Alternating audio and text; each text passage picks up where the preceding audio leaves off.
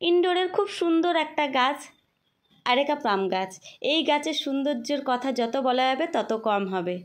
এই গাছ কিন্তু যেখানে রাখবে সেখানকার অক্সিজেন লেভেল হাই করে দেবে, আর যেই জায়গায় থাকবে তার সৌন্দর্যও কিন্তু ডবল করে দেবে।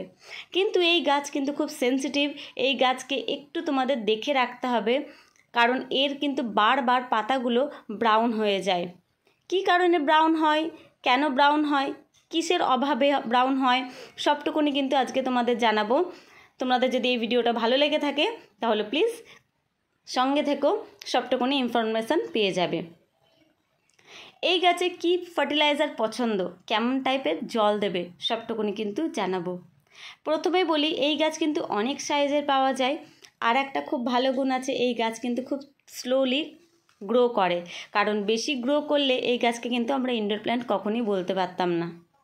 নার্সারি থেকে যখনই আনবে একটু দেখে নিয়ে আনবে, কারণ অনেক সময় আমরা হেলদি গাছ আনতে পারি না, যার ফলে কিন্তু বাড়িতে আসার সাথে সাথেই কিন্তু এই গাছের অনেক রকমের প্রবলেম দেখা দেয়।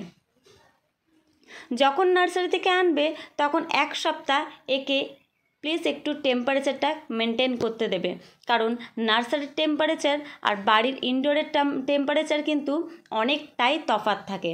তাহলে সাথে সাথে কিন্তু রিপোর্টিং করবে না, ফার্স্ট টপিক এটা। তারপর আসলো এর মাটিটা কেমন দেবে। একদমই নরম মাটি পছন্দ করে না। একে পারফেক্ট মাটি বানিয়ে নিয়ে আর তোমাদের বলে দিচ্ছি কি কি এর মধ্যে মেশাবে। 60% গার্ডেন মাটি নেবে, 25% বালি নেবে, 50% কম্পোস্ট নেবে। যে কোনো কম্পোস্ট নিলে হবে। কাউ ডাং, ঘরের ওয়েস্ট যে সবজি দিয়ে আমরা কম্পোস্ট বানাই, তারপরে পাতা পচা দিয়ে যেটা আমরা বানাই, সবটুকু কিন্তু ইউজ করতে পারবে এর মধ্যে। হ্যাঁ, আর একটা কোকোপিট কিন্তু এর মধ্যে একদমই ইউজ করবে না। কোকোপিটটা কিন্তু এ খুব একটা পছন্দ করে না, কারণ কোকোপিটটা দিলে কিন্তু মাটিটা নরম হয়ে যায়, আর ওই যে বললাম নরম মাটি একদমই পছন্দ করে না।